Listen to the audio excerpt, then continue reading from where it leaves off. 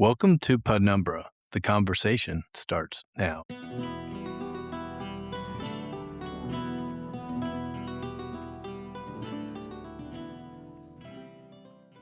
Hello and welcome to Penumbra. Today I have a wonderful guest with me today, a friend of mine from Oxford, Mississippi, Stewart Rutledge of the Rosedale Corporation. Stewart, welcome to Penumbra and thanks for being with us. Thank you for having me. In Mississippi. Where are you? Forgot where you are. I'm in Tampa, Florida. Just a Excellent. quick introduction to Stewart before we get into our discussion. I met Stewart years ago when I was in law school at Mississippi. Stewart is also a graduate of the University of Mississippi. He had graduated a little bit before me, but I remember he was a friend of mine in law school, and we were introduced, and we became fast friends after that and been friends ever since. And Stewart is currently involved in the workforce housing development side of things, also known as low-income government housing, where basically they generate tax credits. But Stuart, I don't think that was a proper introduction to what you do. So why don't you explain what workforce housing is, and then we'll get into the conversation. Sure, and I appreciate you referring to the school from which you graduated as the University of Mississippi. That was nice of you. Commonly known as Ole Miss, as you know. Uh, what I do, well, I do things, but I probably the majority of my time is dedicated to doing what's called tax credit housing development. Credit housing is a form of housing development that was created in the 1980s under Reagan and is the latest evolution in our federal government expressing its belief that the federal government should have some role in providing housing for Americans. Evolution of that belief by our federal government basically went from the government should do it all to where we are today, which is the government should do the bare minimum to get it done. And as is true with the government, the less they are involved, the better. And I believe it started in 1986, and I saw some statistic that since that time over 4 million homes have been developed through this particular process. But obviously, you've not always been in the workforce housing sector. You were a lawyer. You were educated at Ole Miss at the law school there, and also undergraduate at Ole Miss, if I'm not correct, and also educated in Jackson, Mississippi, at the wonderful Jackson Prep. And as far as I know, you've never left the state of Mississippi.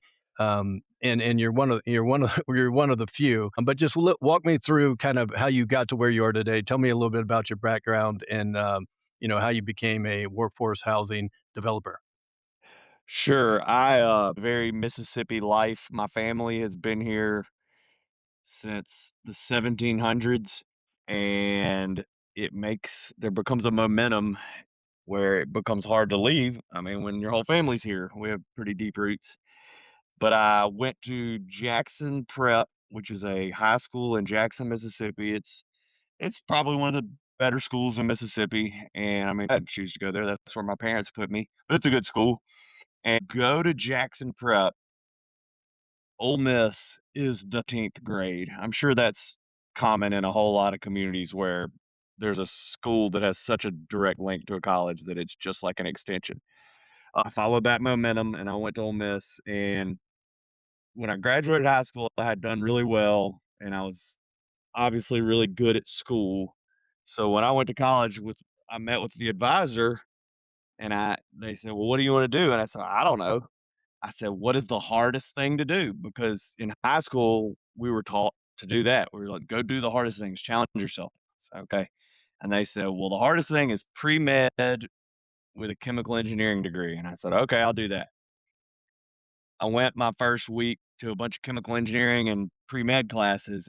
And when I walked into the chemical engineering building, it was stuffy fluorescent lights from the 1970s with pipes everywhere. And I realized I could not have cared less about what they were talking about. Pre-med seemed okay because doctor seemed prestigious and a good way to make money, and at age 18, you think that's what you're supposed to do. So I went back and I changed degrees to some other kind of engineering. Just it was bunch of international students learning stuff I didn't care about. So I finally ended up getting a degree in physics with pre-med, which pre-med's not a degree. People say that it's just a track you take to have completed your prerequisites so that you're eligible to get into med school. got to med school and was accepted and enrolled in med school. And then one Cinco de Mayo, I was sitting with a friend. He's like, "Oh, you're about to start med school." And I said, "Man, I don't want to go to med school." And it's the first time I'd ever kind of had an adult thought where I took a step back and realized I don't have to just do what I can or what the trajectory of my peers is doing. And so I emailed the school and told them I wasn't coming. And apparently they called my name out on the first day and everybody was like, "Are you coming?" And I was like, "No, I don't want to, I'm not gonna do that." So I had 2 years, a year or two off after school, which I think Australians romantically call a gap year. But I think it's just like you just don't want to do anything yet. And I decided I needed an additional degree or wanted one because I didn't want to start life yet. I had no ambitions of any kind. And so laws tons of people in my family were lawyers. It's pretty easy to get into. Applied and went to Ole Miss Law School. Semester there, decided I didn't want to be a lawyer. So I was real good at ruling things out by going and doing them. But I did like law school because it's just a bunch of reading and theorizing and talking about things that gonna be real, but you learn a lot of stuff. Progressing, I decided I wanted to do some kind of business, and I'd remembered walking into my med school interview, and I'm wearing a suit and I'm all uncomfortable and I hate it. A bunch of construction going on outside, and I remember thinking, I was like, "Man, I wish I was on that side of the fence, like where they're actually outdoors in the sun doing physical labor." So in law school, I said, "I think I'll try to data construction," and then apply a construction company, like an entry level job, and then move from there into for a number of years, and that's kind of a separate story. But that's how So about we. I just got you up to date through law school. okay, perfect. And going back, I think you kind of touched on it, but kind of passed over it very quickly. You were accepted to med school and then elected not to go. Accepted and enrolled. I was At accepted. what school? Accepted to a number. I was accepted to and Ole Miss Med School. That's amazing, and I'm sure you made some other med student very happy when they found out that they got your spot after you dropped out. You know, they got a very nice. They were on the wait list, and they're like, "Oh, Mr. Rutledge decided not to come Right. to school, so we have a spot for you now. Would you like to be a doctor?" Yeah, Absolutely. I should have sold the spot, but yeah, that's true. Yeah, or assigned it to somebody. Yeah, I don't know if Right. that's allowed, but that's certainly a lot of people don't obviously have that opportunity where they're accepted to med school and then elect not to go. So that's pretty amazing in its own right. And then you got into the tax credit housing, workforce housing. You didn't start doing that by yourself. Walk me through the process of how you got into that business and how you learned about it. And then basically, I know you're out on your own now. So walk me through that process. When I finished law school, my friends kind of had a similar mindset to me, which was a little bit countercultural and not gonna just do what everybody else did. We weren't gonna go be bankers or, you know, accountants or whatever. He had gone into construction and he had bounced around a little bit from architecture to construction. And he said, "Hey, I'm working for this guy who does this thing called tax credit housing. And he the house in Aspen and here at a plane." He said, "It seems really good. I do his construction. Let's do this." And I said, "Okay, well, let's do that." So this friend in that guy's construction company hired me in the construction side of this, where I was doing estimation, project planning, that type of thing. And little by little, we just started studying this industry, the development side of it, and started to learn what tax credit housing was. And we eventually went and got some financial backers and said to them, "Hey, this can be successful. We want to go try it. We've never done it before," and got them to give us some money. And we went and did it. And the first year we applied, we did not win. Second year we did. And so that second year, when you win a tax credit deal, it can good market. It can be enough to allow you to quit your job. So one, we probably would have gone back and been lawyers and builders. But we won quickly enough, we were able to do it, and then you just stack them on top of each other from there. Yeah, and how did you said you went and got some, financing from some people. Tell me why is that necessary in the tax credit housing world? Like what about what do you have to get financing for? And essentially you said you won. I assume you won a bid of some kind. Walk me through those two aspects. Yeah, that's a good point. far enough into this industry, I make that mistake of assuming things I say make sense because it is a bit of a counterintuitive industry. In tax credit housing, the federal government allocates to each of the states and Puerto Rico ceiling of tax credits. They're dollar for dollar federal tax credits, and they're given to each state on a per capita basis. So big states get more, little states get less. The states then, respectively, have what's called a housing finance agency, and it sub allocates those credits out to people who want to go build neighborhoods.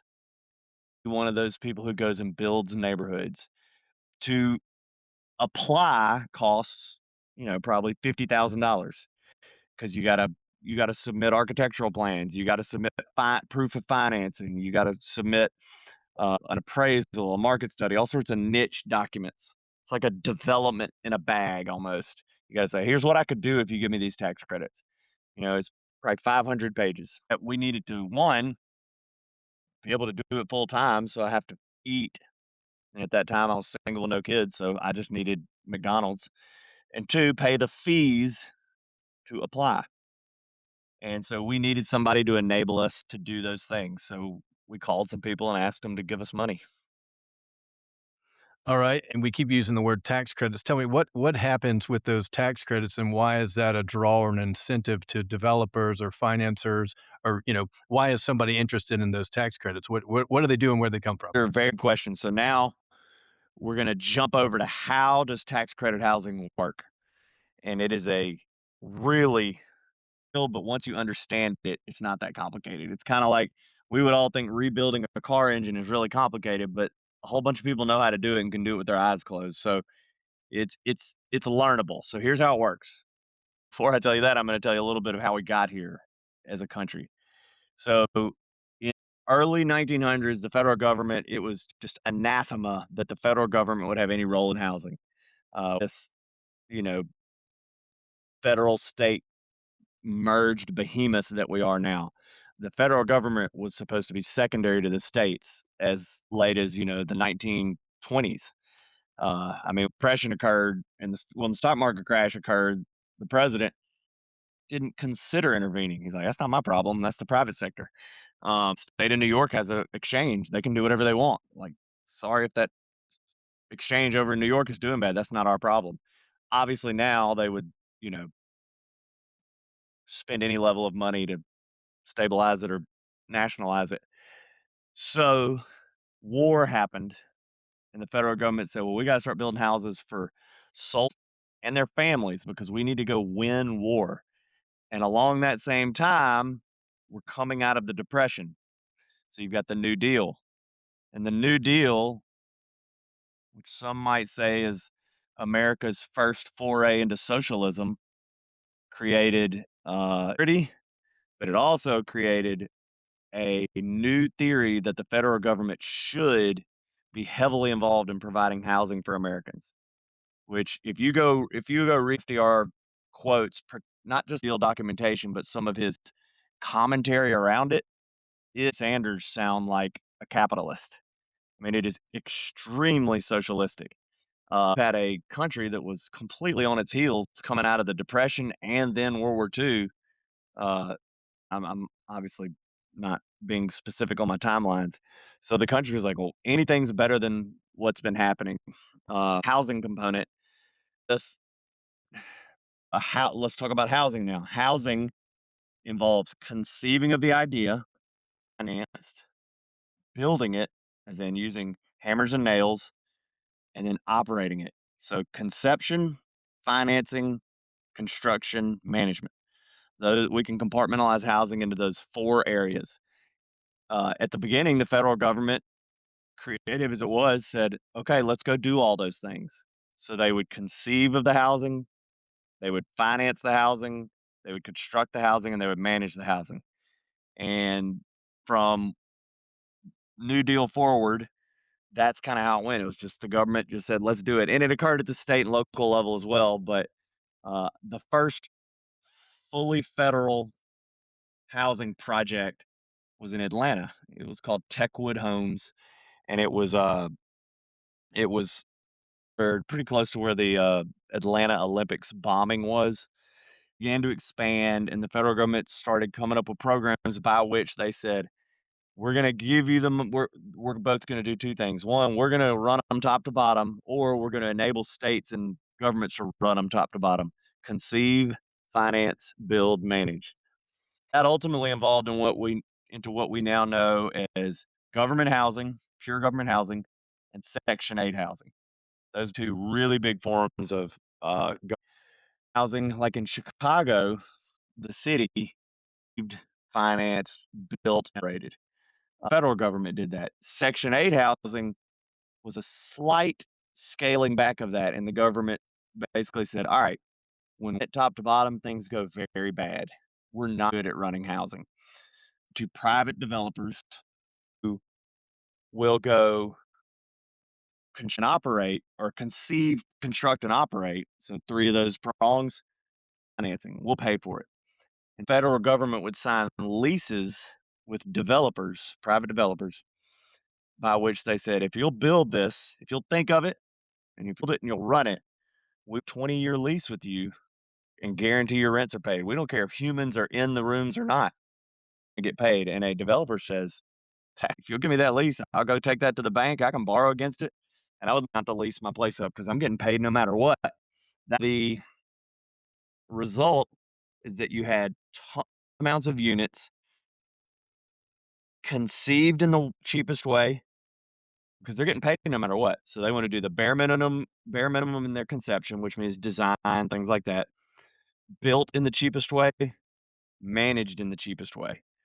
Always the case, but that is a very, let's say that's a very common result of Section 8 housing is owners who exploit the system.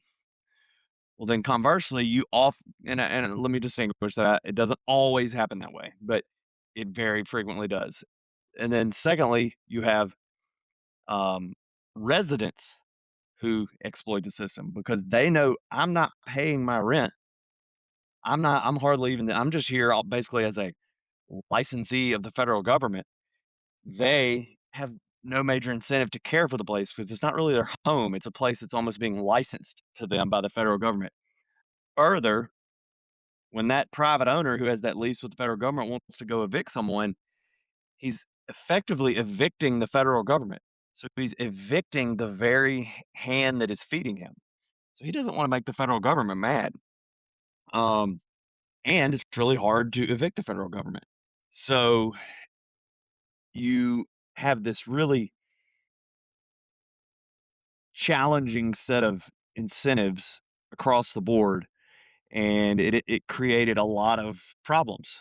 And So so, so yeah, so I'll just to pause. interrupt real quick, Yeah, please.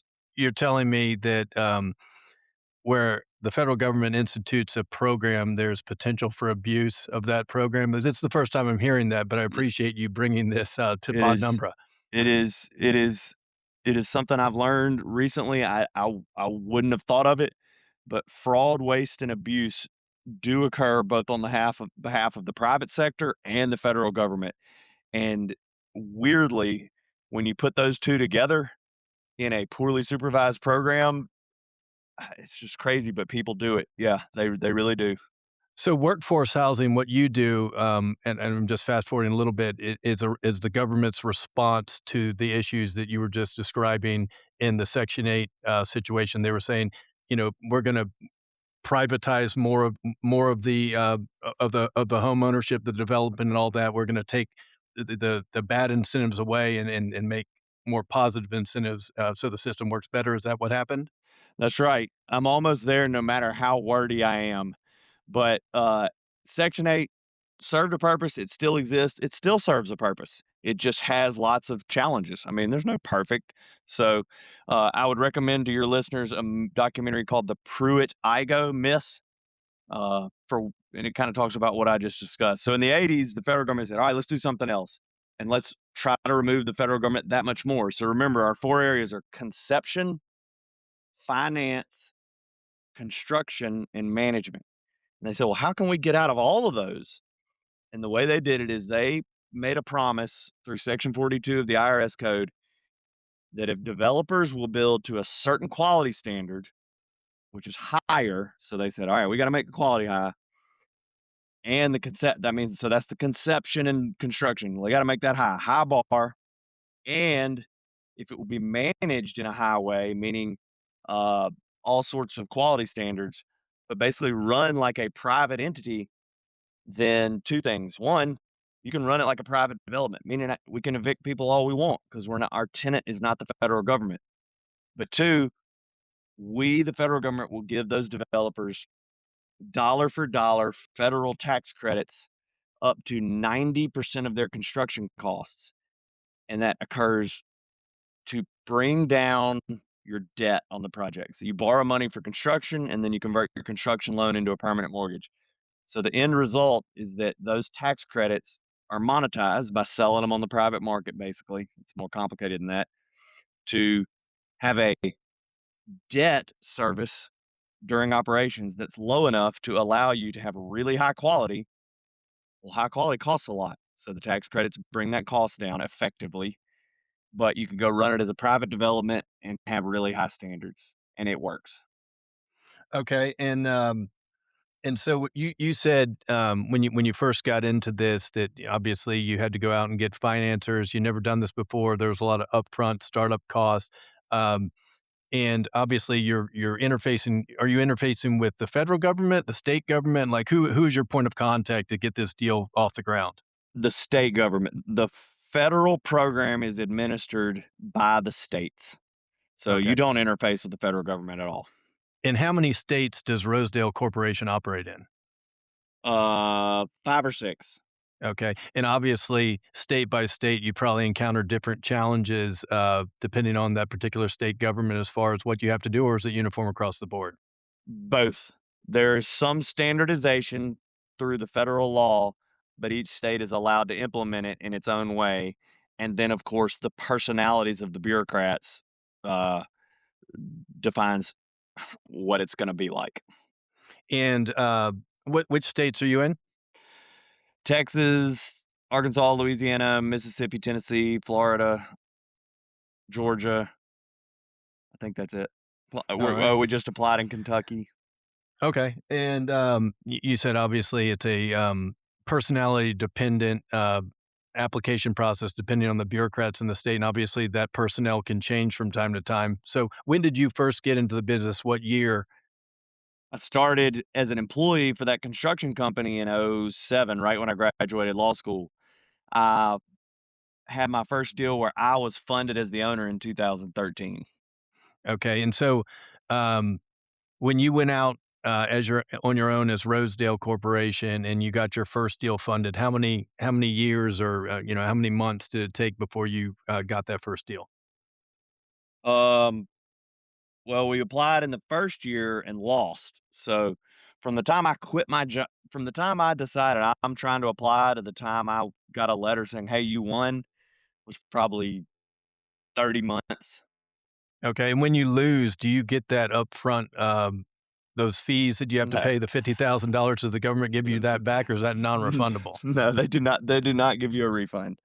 Alright, and when you say you lost, and you also said that you won, obviously, it's you won the bid or you didn't win the bid. As far as losing goes, what makes you lose, a bid? When you when a private developer applies for some of those tax credits that each state has, the state basically issues a release. It kinda could be like a request for bids, although it's not quite a bid, but that analogy is enough to understand it, and they say, "Hey, we got this bucket of tax credits. Who wants it?" And you say, "I want some," and they say, "Alright, here's the rule book." And they give you a rule book, and they say, "Alright, we want you to apply using this format, and also here are the objective criteria we're gonna use to decide who wins." So you gotta procedurally satisfy them, and then you gotta get as many of those points as you can of what they say is gonna decide who wins, and then the highest score wins. And, your entity, Rosedale Corporation, can you tell me a little bit about the genesis of that name and how you came up with that? Definitely. So part of the application is you have to show site control. And for site control, you gotta go get land, at least under option or, you know, a purchase and sale agreement that's with a really long term because you don't know when you're gonna get financed or not. And you also have to get some governmental approvals. So, during that application process, let's say it's 2011 or 2012, and I'm out there going to small town Mississippi trying to get land and trying to get these small town governments to sign zoning letters or utility letters. Well, I'd probably just finished reading, The Fountainhead, and I didn't want any fluff or pretense. I was committed I wasn't gonna be that kind of person, so I walked in with a Gmail address, and these mayors, particularly mayors' staffs would say, "Now who are you with?" And I started hearing that phrase like, what do you mean? I'm standing right here." "Who are you with?" And I would say, "Well, I'm with me." "Well, who's me?" And I'd say, "Well, here's my name," and then I'd tell them my Gmail address. Kind of a workforce housing who's on first, if you will. Yeah, exactly. Except it was clearly a status check, and that was, contrary to the way I believe, so I just say me. But then eventually I said, "Look, you wanna care more about this your fee from Ayn Rand, or you wanna get a deal done?" And so I said, "Well, I gotta have a better answer to who are you with than me." And so I like Led Zeppelin. Led Zeppelin visited Mississippi because of the blues, and they have a song that talks about going down to Rosedale. Rosedale, Mississippi is in the Delta. I have some family connections there. And so I decided completely arbitrarily to call the company Rosedale, and I slapped the word corporation on the end because it sounds fancy. It does. How many, well, how competitive is the industry that you're in, and how many operators like yourself are vying for those same contracts? It is very, very, very competitive. As an example, one of the most successful people in this world is the guy that owns the Miami Dolphins and Soul Cycle, or I forgot what his name is. He's a big Trump guy. Um, and in Mississippi, there's probably like 3 or 4 people who win regularly. It is very, very competitive. And, uh, and that's because it's a relatively lucrative industry if you win these contracts? It's 2 things. It is lucrative and very hard. Pretty much everybody who does it is either a lawyer or an accountant. Alright. And how many contracts has Rosedale Corporation done since you've been in the industry? We've built about 35 communities across those states. And when you say communities, are you building, single-family homes, apartment complexes? What do you build? All the above. We've done single family detached, we've done apartments, we've done townhomes, we've done it all. And you partner up with a general contractor that runs these projects for you, or do you do that yourself? We have an in-house general contractor. Okay. And how many employees does Rosedale have? We try to keep as few as possible. Rosedale really doesn't even exist. There is no corporate entity. That's just a URL because I needed to answer who are you with. Each deal stands on its own as its own limited partnership usually. If forgetting all the stuff I just said, if you counted our sure development side, I think we have 3 employees. But we use Uh, tons of independent contractors because we don't want employees. Some people try to do it all in-house. We are the exact opposite. We wanna use as many independent contractors as possible. And then construction probably has 10 employees and a ton of independent contractors. alright. And then once you get these deals and you build the project and it's done, does your corporation do you also do the maintenance side of this? I know that's a component where it We continues on we and you can. sub we sub that out as well. A lot of people you can make money getting paid as a management agent. We don't wanna do that. It's a People make more money doing that, but we're just trying to stay narrow, similar to not wanting to have a bunch of employees. So no, we sub out our management to a third party. I mean, we have to stay involved, but they do the work. And, what is the most difficult aspect about what you do? Dealing with the government. And that varies state by state, if you said person by person. Yeah, it's so personality based because government, by its very nature, means you have human nature with power over other humans, and that right A there is a dangerous thing. And also the relationships, obviously, that those potential government employees may have with other entities that have been before them previously, and they have that familiarity. So even though I'm sure it's a blind bid process, that there's supposed to be no favoritism, thumbs being placed on the scale. If you have, just me putting in a bid before your Rosedale and the guy that owns the Miami Dolphins, obviously there's going to be potentially some, leaning towards, the Dolphins owner over just me. Absolutely, absolutely. And then at the local level, if you can have a $10 million deal, but if some mid-level staffer in a local city working for the water department is in a bad mood and says, "Oh, you can't get water today. There's not enough pressure," the deal dies. Speaking of water department, it's my understanding that you also own a sewer department? Yep. What is it? I don't think I'm saying that correctly. A friend and I bought the wastewater utility that serves my neighborhood. Okay, I've only done that Monopoly where you get the Yeah. waterworks or the other utility, and I have a couple of railroads, but tell me how you got into that, and what does that mean for you? Well, my neighborhood here in Oxford, uh, has a what's called on-site sewer. It's not connected to a municipal sewer system because we're a little bit far out from the city, and the people who are running it, wanted to sell it, and a friend of mine, in town, he was offered, "Hey, do you wanna buy it?" And he said, "Sure," and he asked me, he said, "Do you wanna buy it with me?" And similar to that friend of mine saying, "Do you wanna do tax credit housing?" I said, "Okay." And you bought the and you just bought it. That's correct. You just buy it. That's uh, other than, running Buy the, let me interject, that keeps sounding weird. Buying things is really easy. It's making them work that's hard. yeah, I guess the buying part can also be difficult, if you don't have the funds to purchase, but, Ah, you know you can go get somebody to give you that. That's not hard. You either get a bank to do it, or if you don't have the borrowing power, you can get somebody to co-sign with you. Again, it's making it work that's hard. so, in addition to running the waterworks in Mississippi and doing the workforce housing, what else keeps you busy? We've recently got into what's called new markets tax credits, which is the basically the commercial analog of tax credit housing, and it's where the federal government uses the power of its tax credits, because tax credits are just a thing they can, you know, flick a wand and tax credits exist because they have tax debt. It exists, and if they say here's tax credits, it's like printing money, but even easier because you don't actually have to print anything. And so new markets tax credits are designed to incentivize commercial development in places that might otherwise not enjoy commercial development. So are tax credits, how you just explained, they just kinda create them out of whole cloth. Are those similar to the environmental credits and the offsets that That's they right. create, It's, for those other industries? they are the exact same fungible asset. There are environmental tax credits. There are film tax credits.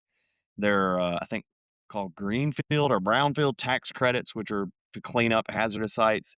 There's housing tax credits, commercial tax credits, So they're essentially just historic tax yeah, credits. yeah, they're governmental incentives to, get, private actors to participate in a particular sector of society. It's a theoretically revenue neutral way to incentivize something the government wants to incentivize. It's really not that different than nonprofits being tax exempt. I mean, they're getting effectively tax credits, and it's really not even that different than the mortgage interest deduction you file on your taxes. That's a tax credit. So it's just a bigger version of those things. When the In the government wants program things to happen, it says, "Hey, you don't have to pay us as much if you go do this thing." Right. And the program that, the workforce housing, flowed from and started in 1986 under President Reagan, as you mentioned, and obviously it has continued through multiple, administrations, both, Republican and Democrat. Obviously, we're 2026 and a Republican administration is still continuing on. Are there any concerns from you as being an actor in this, industry that, you know, the next administration could come along and basically essentially eliminate your industry? I'm not an actor. I don't know if that was like an Alex Jones comment that I'm a housing actor, but there is no concern of that. It has had really strong support from Republicans and Democrats. Democrats are gonna automatically support it because it fits their philosophies, but Republicans support it because it takes care from a different perspective, it takes care of an existing problem. Uh, Paul Ryan was the only one who suggested doing away with it, and his suggestion of that went away really quick. Trump expanded it, just as an example. Of course, Trump's not some shining example of a fiscal conservative, but it passed. So I mean, you can look at the votes. There's just no risk of it. There's very little risk of it going away. And obviously in the news, if you read or look at any news, the housing crisis in America is a real thing. It's on the forefront of everybody's minds, and obviously your industry is something that's helping stem that tide, or at least you know provide additional opportunities for people to find affordable housing. That's right. It fits what I would say we are told is the current crisis. I don't know how to define crisis, but um, Well, they yeah, always say, it's "Don't let a good crisis go to waste." So that's I right. think that's probably where this came from in the first place. Yeah, I don't argue with the words, but like, yeah, people need houses. Then that gets into a question: where do those houses need to be? Is there a housing crisis on Fifth Avenue? I don't think so, but it's really hard to live there. You know, that's a separate conversation. Right. And obviously you enjoy what you do. What energizes you about the industry that you're in? Being creative is I like being able to be my own boss. That is, I highly recommend everyone try your hardest to do that. But then within that, to be creative, I think God put all of us a spirit of creativity. I believe we're made in God's image, and God was a creator, so I think we have that too. So I think creating things is fulfilling to everyone, but I would say it's especially fulfilling to me. Is there one aspect of workforce housing that's misunderstood by the general public? And if so, how would you clarify that? That it's easy and it's like that it's glamorous and easy. So many I bet I get a phone call or an email at least once a quarter. Hey man, how do I get into what you do? And implicit in that question is, I think I'm capable of just jumping into what you do. Also implicit in that question is, what you do must be really good. For the last 16 months, none of my jobs have made any money because construction costs have outpaced the tax credits. And people say, well, how are you going to cover that debt? I personally write a check because to make a deal happen, you have to personally guarantee the debt. So I'm on the hook. So if it doesn't work, I have to quit and go find a different job. So this idea, people see real estate development and they see the glamorous side of it of when it's worked, and they forget that there's a whole bunch of failures in the gutter along the way. So I would just say it's just a job. It's really hard and it's really risky. Uh, I have had that, like I say, if I get once a quarter of people wanting to do it, and generally, if it's a person with reasonable intelligence, I say, "All right, come on, let's do it. I'll back you because somebody backed me. Let's go do it." Um, 2 people have ever followed, gone through more than probably 2 emails with me of how to become a tax credit, but most of them are like, "Oh shoot, this is hard." One of them is my partner now, and the other one works for me. And if you could change one thing about your profession, what would it be and why? Government employees have more humility. All right. Um, and how do you use AI? Is either a tool, or but do you view AI as a tool or a threat to what you do? A tool, but primarily because I'm younger and technologically capable. So it's going to have a major impact. So if we go with that presupposition that it's going to have a major impact, well then it's going to benefit the people who are good at it, and thus it's going to hurt the people who aren't. So for me, I'm going to be good at it, so it's going to help me.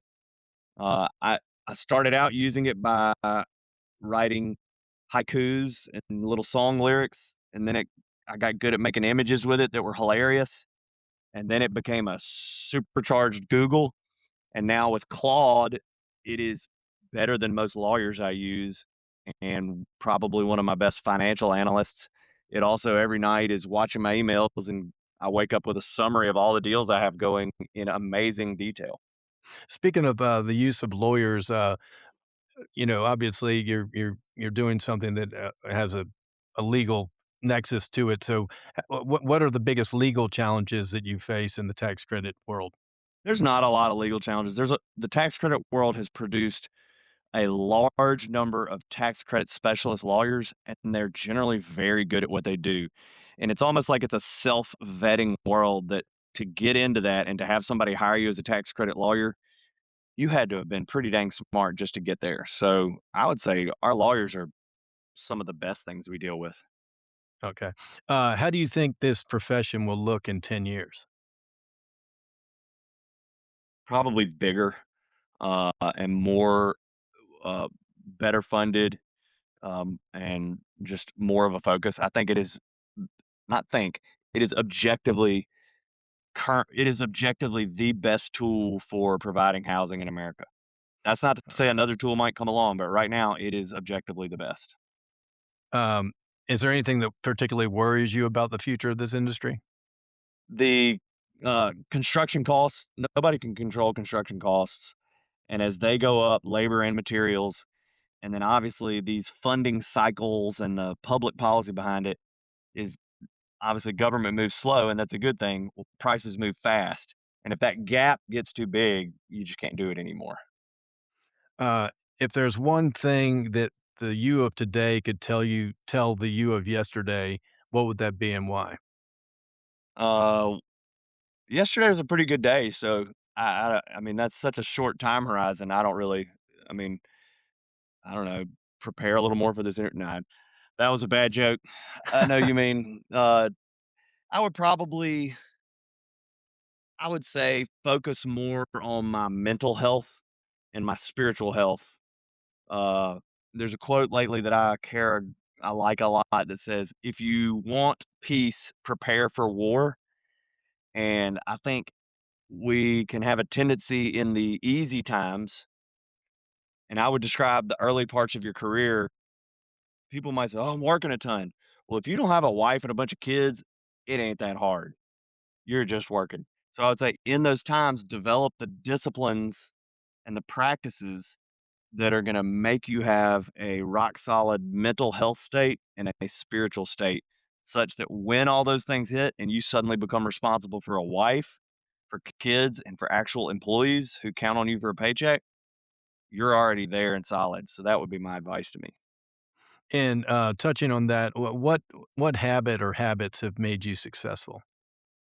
Organization, relentless organization, and a quote there is, "Schedule your maintenance or schedule your equipment's maintenance, or your equipment will schedule it for you."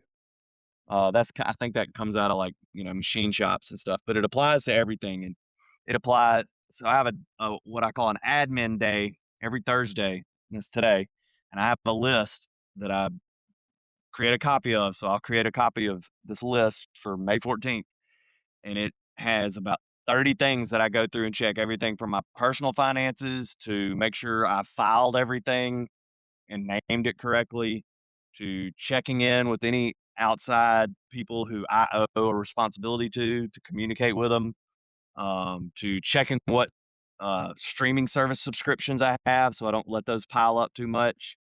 Um, so that kind of maintenance and ongoing organization that you don't just say, "Oh, I'll get to it one day." You will not get to it one day. If you don't schedule it, it's not going to happen. So every So Thursday, you take a personal and professional inventory of your life and uh, assess? 100% every Thursday, and it can take anywhere from 30 minutes. It probably usually takes closer to 45, but sometimes it takes 2 or 3 hours, and I have to stop work while I'm doing that. And that's what gets most people like, "I need to be working." Well, there's a parable. Do you have time for a parable? It's not a Absolutely.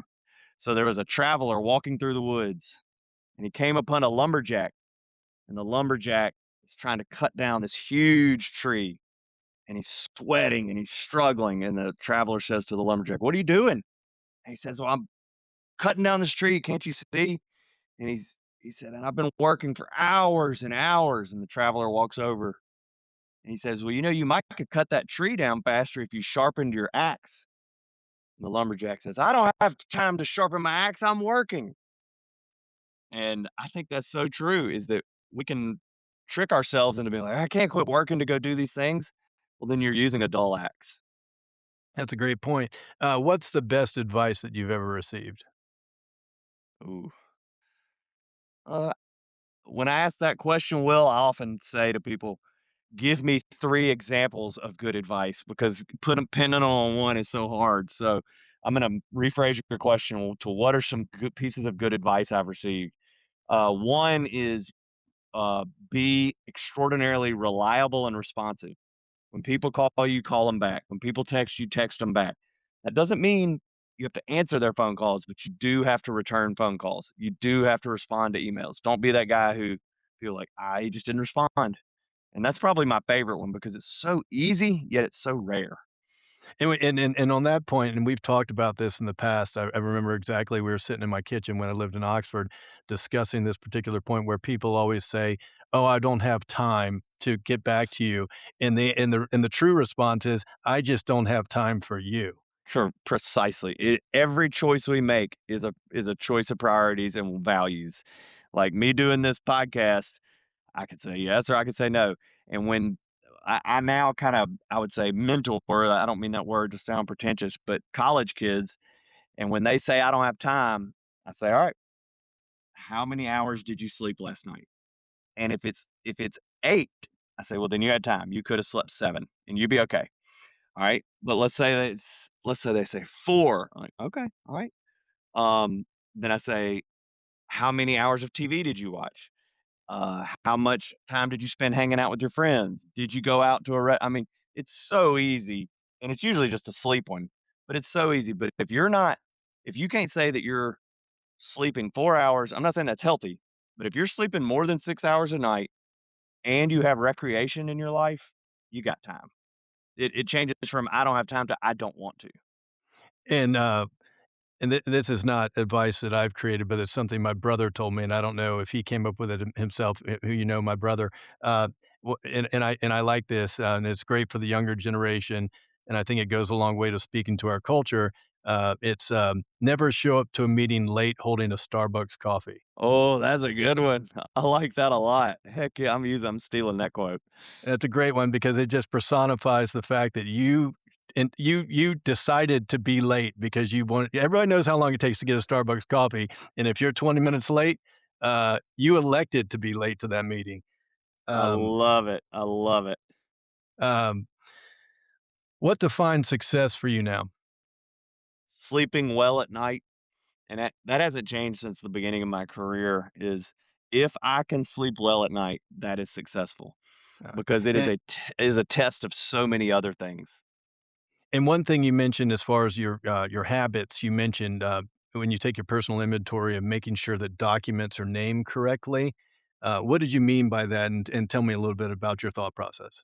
Communicating clearly is a passion of mine, and I have this sort of dissertation I've written on it that I share with a bunch of people, but everything that you utter is communicating to other people. Those other people are generally third parties, but sometimes they are you in the future. The most common version we know of communication is verbal. It's what we're doing right now. Well, no, oral, I think is the word. Verbal includes writing, right? I get those confused. Uh, out loud with You're not being clear. I know. Verbal. Somebody figure out the difference between verbal and oral. Um, the second common one is writing. Is writing an email, writing a letter. But then also and writing text messages now. But then also you communicate with your file names and your folder names. And you're either communicating, particularly if you're working on a shared server.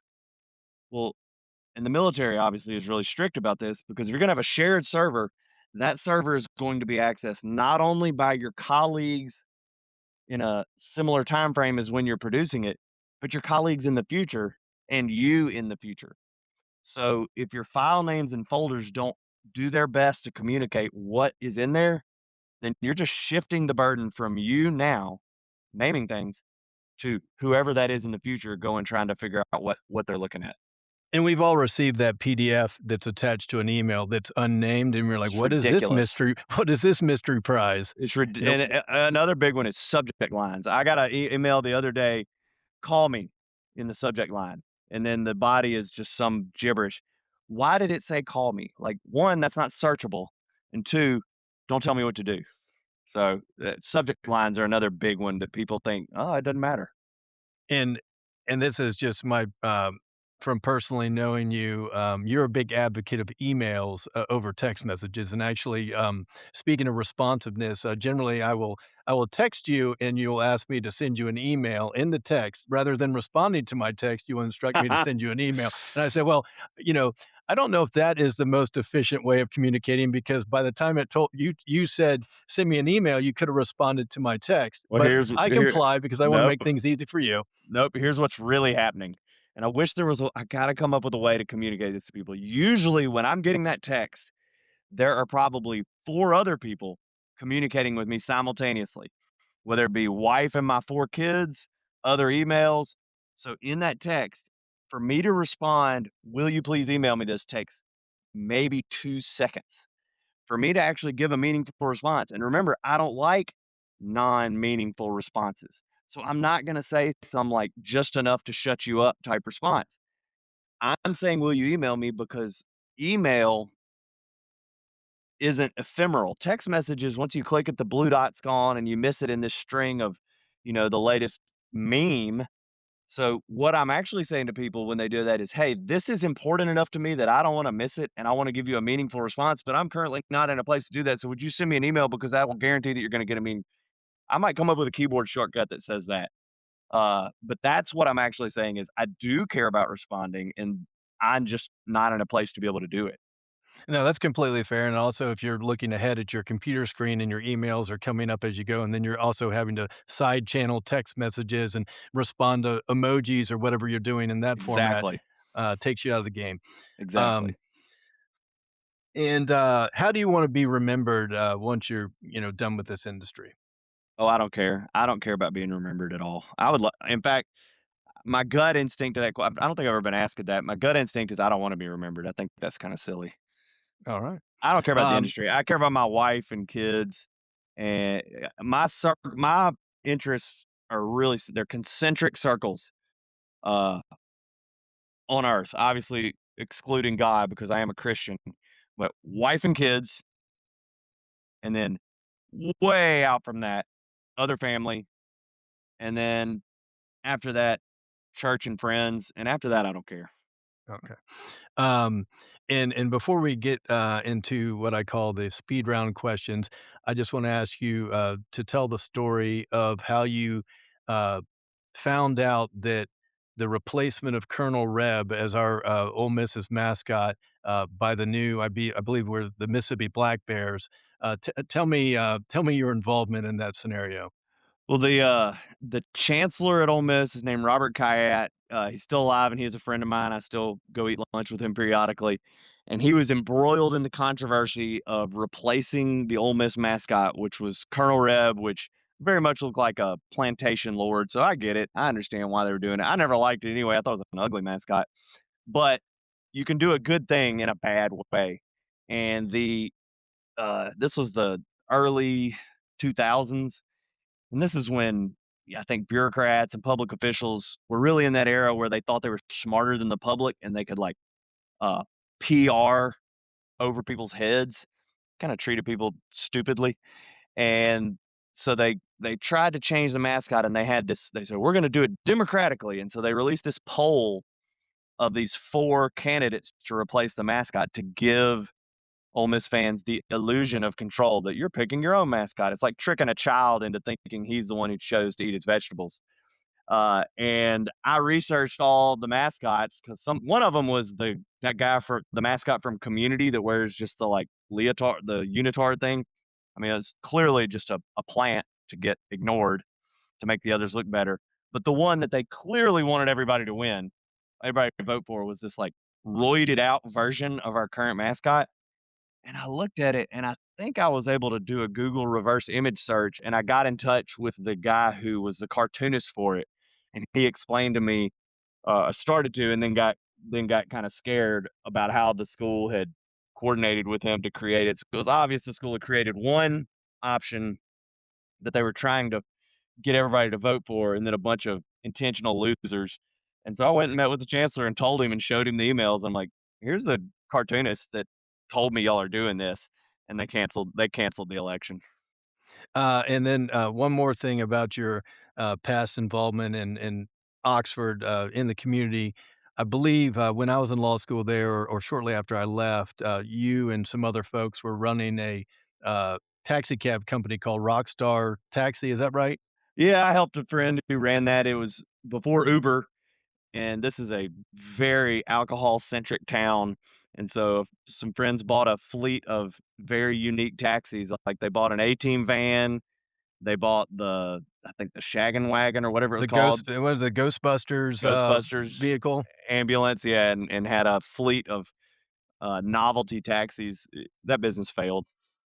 That's sad to hear because it was providing a service, and before Uber, obviously, it was probably saving lives in Oxford, That's 'cause, right. all right, now we're gonna move into the speed round questions, we're gonna move through them pretty quickly. Dogs or cats? Dogs. Moon landing, yes or no? Probably.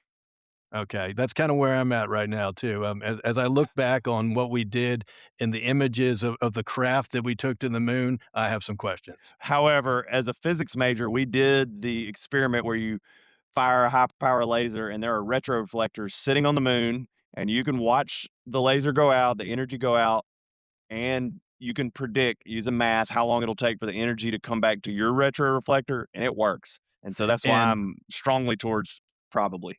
And this has been the moon landing's been quite a debate in my house, and my daughter, who's 16, is aghast, of the thought that, I have some questions about the moon landing, and, so much so that, we were discussing it one Friday at dinner, and then when we left dinner, from Friday until Sunday, she worked on a PowerPoint presentation including slides and videos and points and counterpoints of all the different theories and conspiracies, and presented it to the entire family on Sunday evening.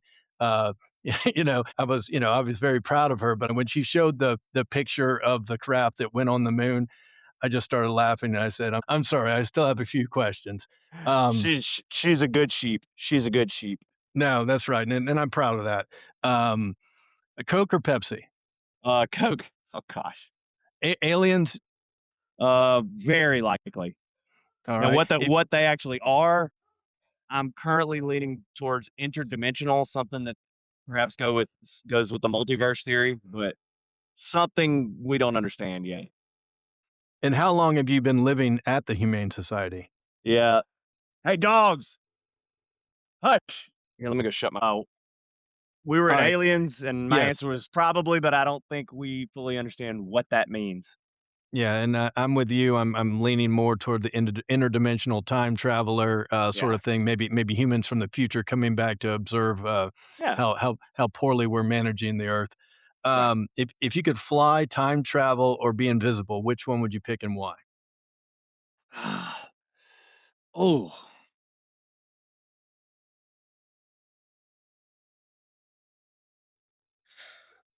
fly, just because I wanna stay in this era. I like where I am right now, and flying, I mean, just so convenient. You can just do so many things. And like, time travel, you can make the most money. Invisible, you could do neat things. I don't really care about invisible. So flying would just be really great. Like I'm looking at the sky right now. I could take off. That'd be a lot Yeah, of I fun. mean, obviously, it would, save on gasoline and, Yeah, those kind of things, and also the downside of time travel, although you can make a lot of money, there's a lot of unknown risk, to that's traveling to a different time. precisely what I was thinking. You could end up dead doing time traveling. 100%.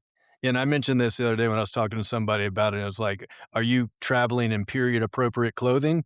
Yeah, You exactly. know, and then the invisible thing, obviously, it's like, I don't know about you." Yeah, Um, maybe as a teenage boy, I wanted invisible, but not anymore.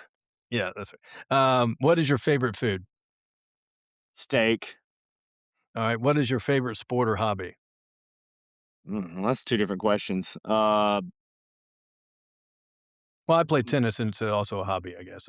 I mean, Yeah, unless you're a strict, constructionist and you're saying whittling wood is a hobby and it's not a yeah. sport.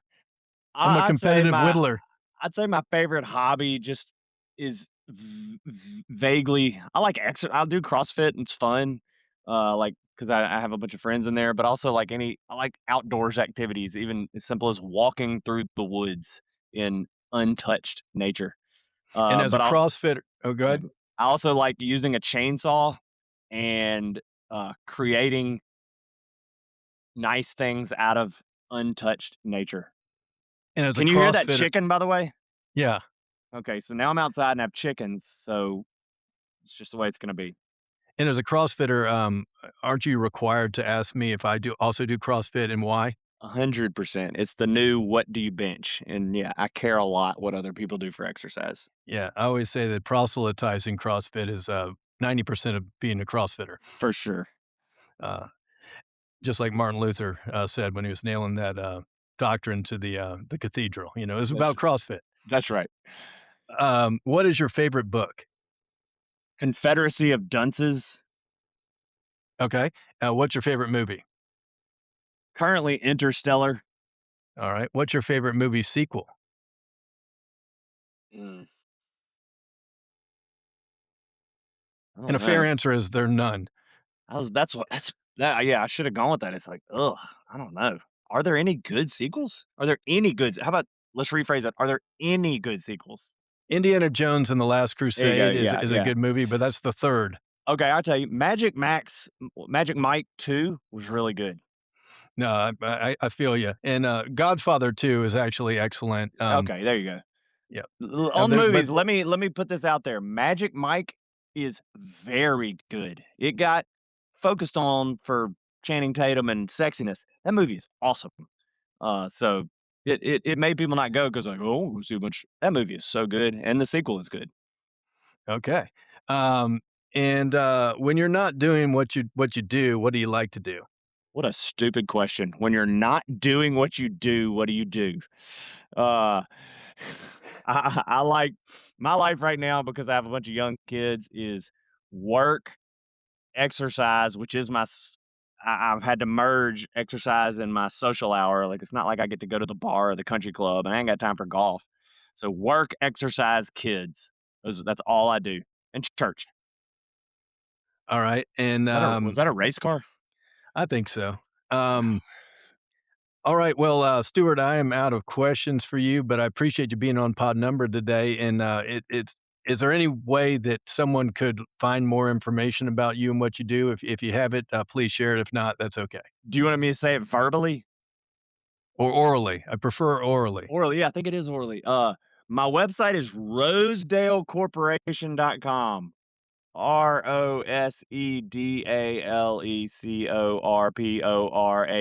ROSEDALECORPORATION.com. And man, that was a big mistake. But I created Yeah. that so long ago and it is too late. Yeah, and so if anybody's interested in getting into the workforce housing industry, please email Stuart and ask any and all questions. He prefers Yeah, email over text. Um, and I'll hire if anybody. tell me, do you have a recommendation of who should I interview next? I know a bunch of interesting lawyers. My brother, who pretty much raised me, he's really interesting, and he says terribly inappropriate things. But he also did law, but also a bunch of development stuff. So it's going to be a Uh, similar story. And he's also opinionated like me. He'd be a good one. But similar, this is like that ALS Ice Challenge. I got to hand it on. I'll definitely try to get back with you. But there's some Russian oligarchs. All the Russian oligarchs are lawyers that own, like, these soccer teams, although I think they had them taken away from them. If you could get a Russian oligarch, that would be really good. I actually interviewed I did something a little like this. I interviewed Mike Leach before he died, he was a lawyer, and I interviewed him, for a, Ole Miss Law School presentation. He was an amazing so I actually have a list of interesting lawyers that I think I could send to you. That'd be great. Well, Stuart, thank you for coming on Pod Number today. I really appreciate it, and I hope you have a great day. Alright, love your body, Larry.